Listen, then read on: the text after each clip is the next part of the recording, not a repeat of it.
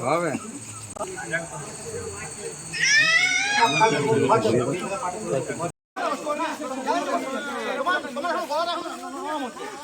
নিয়ে যাচ্ছি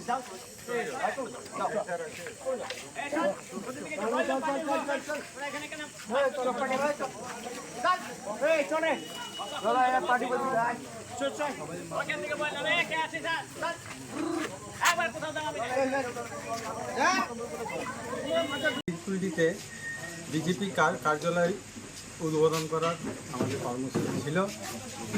সেটা আজ 2 মাস যাবৎ আমরা বিধায়কের কাছে যাতায়াত করে তার সাথে দীর্ঘদিন কথাবার্তা বলে আমরা এই কর্মসূচি নিয়েছিলাম। বিধায়ক আমাদেরকে ডেট দিয়েছিল যে 2 তারিখে 2 তারিখে আমরা উদ্বোধন করে দেবো, 2/8/2026। সেই হিসাবে আমরা আজকে সমস্ত রকম দীর্ঘদিন আমাদের এই সব পুরনো কর্মীরা নানা রকম নিজস্ব মানে খরচাপাতি সব আমরা নিজেরাই বহন করে আমাদের এই ভারতীয় জনতা পার্টির পার্টি অফিস উদ্বোধন করার জন্য আমরা সব বন্দোবস্ত করে রেখেছিলাম। কিন্তু দুর্ভাগ্যবশত বিধায়ক আমাদের এই বাঁধ বলে যে পুকুরটি আছে তার নিচে এই দক্ষ আসার পরও প্রথমে প্রেমবাজারে উদ্বোধন করে। সেই প্রেমবাজার থেকে দেশের মহান ভুল বললাম দেশের মহানে আজকে বিজেপি পার্টি অফিস উদ্বোধন হয়। সেইখান থেকে আমরা নিয়ে আসছিলাম আমাদের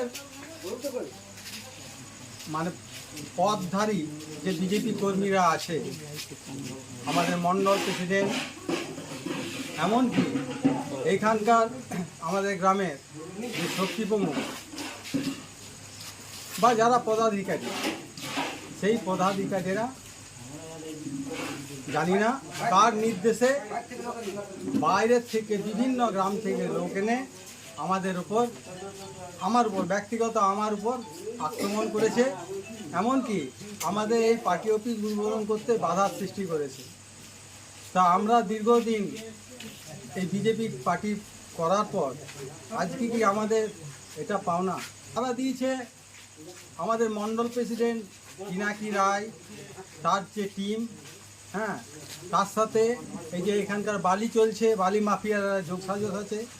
আমাদের এখানে এই পার্টি অফিস উদ্বোধন হলে তাদের নিশ্চয়ই স্বার্থে আঘাত করবে। এই ব্যাপারে বিধায়ক ঘটনাস্থলে আসতেই পারেনি, তাকে বাধা দিয়েছে, এমনকি গালিগালাজ করে সে সম্মানের হয়তো এই আমাদের এই সামনে এসে এইখান থেকে ঘুরে গেছে। বিধায়ক আমাকে জানালো যে তুমি এক কাজ করো, তোমার যখন টর্চারিং হয়েছে তুমি থানাতে যে ওই মণ্ডল প্রেসিডেন্টের ইয়েতে এফআইআর করে দাও। এবারে অন্ধকারে মেরেছে, কে মেরেছে বা কারা মেরেছে বুঝতে পারছি না। তারা আদৌ কি আমাদের এই ভারতীয় জনতা পার্টির সদস্য? ভারতীয় জনতা পার্টির কি এই রূপ? আমরা চাইছি এর সুব্যবস্থা হোক। গ্রামের আজকে আমাদের গ্রামের প্রতিটা মানুষ সব কিছু থেকে বঞ্চিত।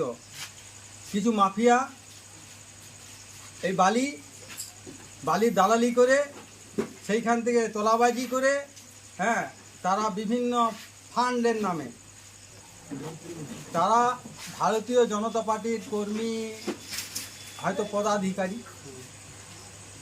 বুঝতে পারলেন তো, তার সাথে সম্পূর্ণ এখন টিএমসি যোগসাজশ। পুরনো টিএমসি যারা এখনও দক্ষ আছে, আপনারা একটু ইয়ে করলে দেখতে পাবেন যে তারা এখন কাজ করছে এখানে। বালিঘাটের যে সকল বিভিন্ন রকম কাজ আছে এখন তারাই করছে। বিধায়ককে কালো পতাকা, রাত হয়ে গিয়েছে, আর তো কালো পতাকা দেখানো যাবে না। তাই অন্ধকারে বিধায়ক আমাদেরকে কথা দিয়েছিল, এসেও ছিল। জানি না কি কারণবশত উনি এখান থেকে এত দূর এসে পড়ে আমাদের এত দিনের বিভিন্ন রকম আশা প্রত্যাশা আমাদের ভারতীয় জনতা পার্টির কর্মীদের মন এমন করে ভেঙে দিয়ে কেন যে চলে গেল, সেটা কিন্তু আমার ঠিক বোধগম্য হচ্ছে না। আমার নাম হচ্ছে আদ্যনাথ মুখোপাধ্যায়। আমি দীর্ঘদিন এই পার্টির সাথে যুক্ত হয়ে আছি। আপনি পোস্ট বলতে আমি মেম্বার, হ্যাঁ, ভারতীয় জনতা পার্টির একজন মেম্বার, পুরনো মেম্বার। পোস্ট কী করে পাবো? এইখানে ভারতীয় জনতা পার্টিতে সততা যদি থাকে, সেই সততা থাকলে এখানে পোস্ট পাওয়া যাবে না। কারণ সততা, ওদের সাথে আমি দুর্নীতি করতে পারবো না, তাই আমি পোস্ট পাবো না। আমি BLO 2 এর কাজ সম্পূর্ণ নিজে করেছি গোটা গ্রামে, কিন্তু আমার মন্ডল প্রেসিডেন্ট আমার নাম বাদ দিয়ে দিয়েছে। অন্য একটা যে মূর্খ, তার নাম দিয়ে দিয়েছে।